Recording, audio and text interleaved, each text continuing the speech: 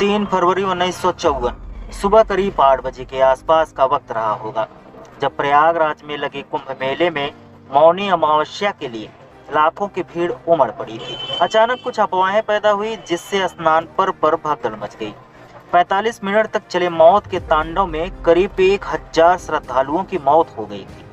ऐसा माना जाता है कि उस कुंभ में देश के पहले प्रधानमंत्री जवाहरलाल नेहरू भी आए।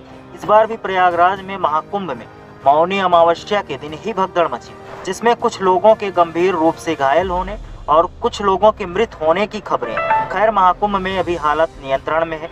जानते हैं देश की आजादी के बाद लगे पहले कुंभ के दौरान सबसे भीषण भगदड़, जिसमें 800 से ज्यादा श्रद्धालुओं की मौत हो गई थी। 1954 के कुंभ में तत्कालीन प्रधानमंत्री पंडित जवाहरलाल नेहरू भी शामिल हुए थे।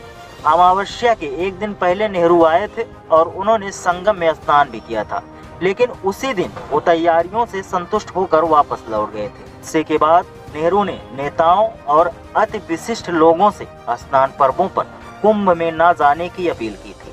उस घटना के बाद से अरसे तक कुंभ में भगदड़ नहीं मची।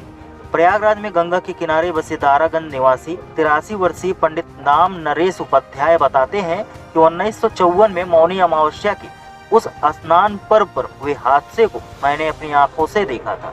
दरअसल हुआ यह था कि उस दिन अखाड़ों के शाही स्नान के दौरान ही ये अफवाह फैल गई कि प्रधानमंत्री नेहरू का हेलीकॉप्टर मेला क्षेत्र में आ रहा है। इस अफवाह पर यकीन करके कुछ लोग इन्हें देखने के चक्कर में भागने लगे।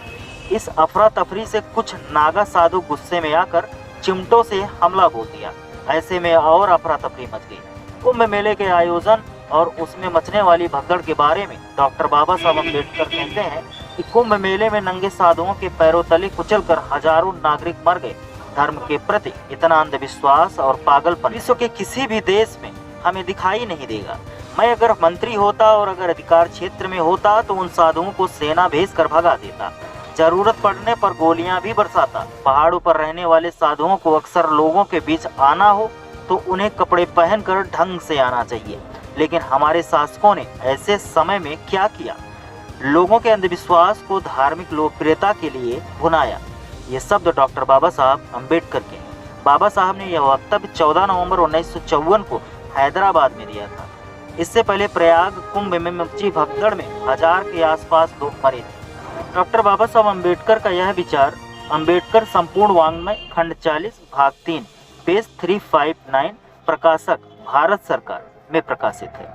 आपको वीडियो कैसा लगा कमेंट कर हमें जरूर बताएं। बने रहिए बहुजन प्लैनेट के साथ। बहुत बहुत धन्यवाद।